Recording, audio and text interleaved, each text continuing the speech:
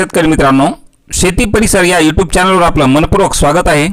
आज 14 सप्टेंबर शनिवार 2024 पाहूयात आज महाराष्ट्रात सोयाबीनला काय दर मिळतोय आपल्या व्हिडिओच्या माध्यमातून।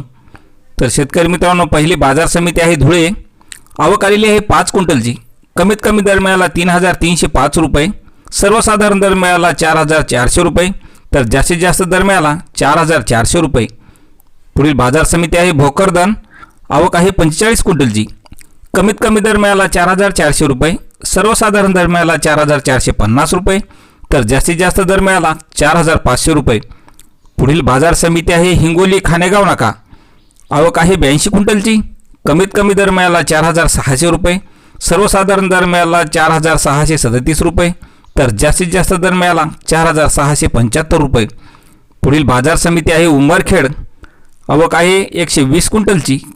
कमीत कमी दर मिळाला 4500 रुपये, सर्वसाधारण दर मिळाला 4600 रुपये, तर जास्तीचा दर मिळाला 4650 रुपये।